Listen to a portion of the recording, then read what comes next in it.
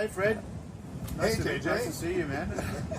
Welcome. Yeah, welcome to the Privacy Huddle. So we're out here in Miami. We're at the Possible Conference. Yeah. Ton of marketers, ton of agencies.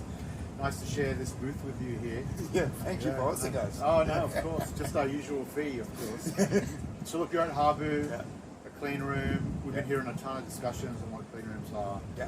One of the things I want to dig in with you today is, firstly, I mean, there's a ton of complexity around clean rooms. And part of it is just messaging complexity, right? Like, first of all, what is it?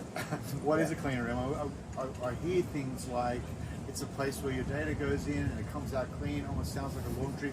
It sounds super weird, but can you just shed some light on what a clean room is actually? Yeah, I think the interesting things to start is what data clean room are not. Okay, right? And so to your point, it's like I just heard yesterday, I had a meeting with Crossbank and they were actually telling me, hey, if you want to kind of clean my data for a clean room, it's the data cleansing exercise. Right. And this is not the case.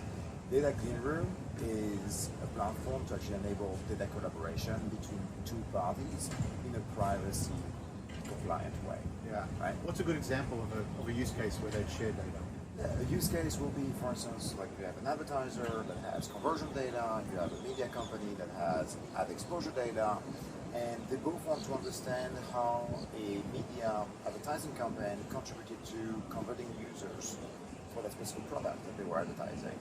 And so both parties can actually share the data and commingle the data to analyze it and then understand that impact. So it's actually used for measurement. Gotcha. Right? One thing, measurement. Two, once you've done the measurement, then you can actually kind of push it a little bit further and try to understand, okay, what audiences were performing on that media campaign, and then you can push that audience in an activation channel, so such as the ad server, for instance. And so it's really about measurement, addressability, the main two, and we'll say that the initial use case that clean rooms were actually going to develop for, in a way, or initially adopted, I should say, is really insights. Gotcha. Right. So you as a media company might have good attributes or characteristics about your viewers and your audience. Me as an advertiser might have kind of a good understanding of my purchasers model.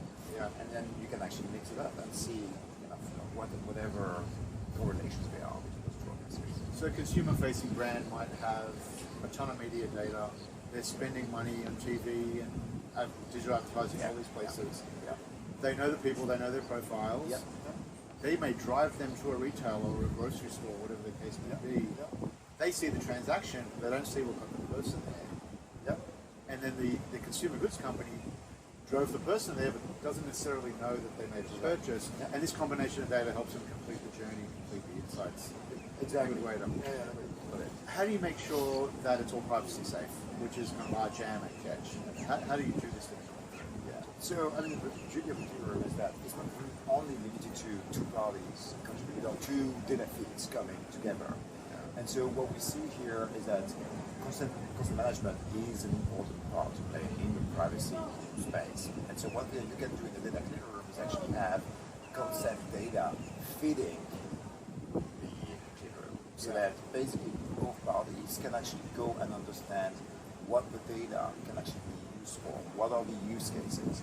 So some consent management players are actually kind of providing us that level of details, meaning the consent that the user has provided and for what purpose. Where some players like Catch. Some players like Catch do that. Right. And so that's the important part, right? Because we want to make sure that one, if it's for analytics, like we can eventually do this across a much larger audience than it is for activation. Because if somebody has not given consent for targeting, then we can use for activation purposes. So we've been thinking about what to call this, right?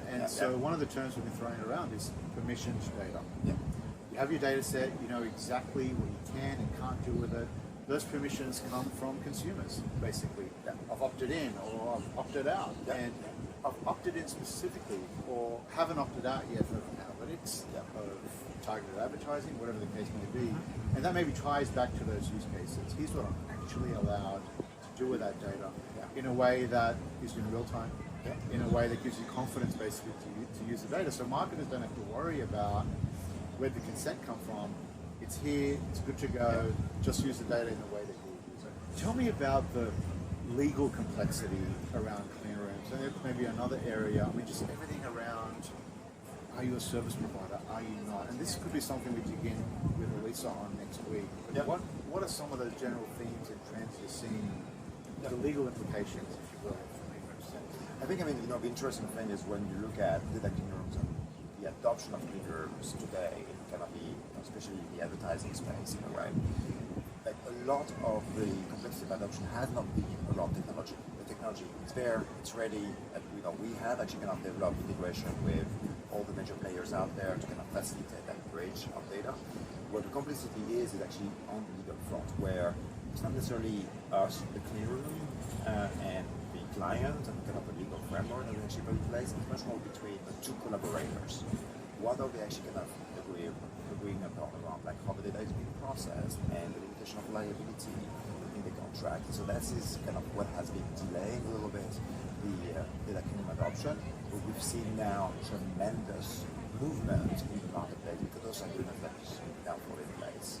Gotcha. Yeah. Awesome. Thanks. I was going to ask you about technical complexity, but is there technical complexity? It sounds like it's not. It's a legal business It's thing. more legal business thing and agreed upon both parties on how the data is going to be used and what is actually now the output of the collaboration. Gotcha. Well, in closing comments here, what are some good themes, things to think about when we think about? First of all, do we call them clean rooms or are they collaboration rooms? I think they did that collaboration. Gotcha. Yeah. For the most part.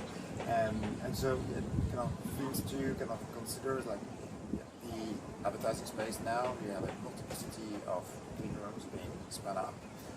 We saw kind of major players, Amazon, Google, Databricks, Snowflake, all have actually kind of bring the clean room offering to market because we think this is now how the advertising system is actually being reframed. It's all about kind of that data collaboration happening.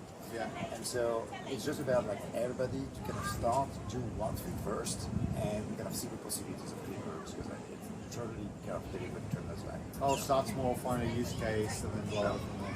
Exactly. Awesome. Fred, thanks. Enjoy the conference, man. Thanks, JJ. Yeah, See you, man. All right. Next week we'll dig into the legal pieces. Sounds good.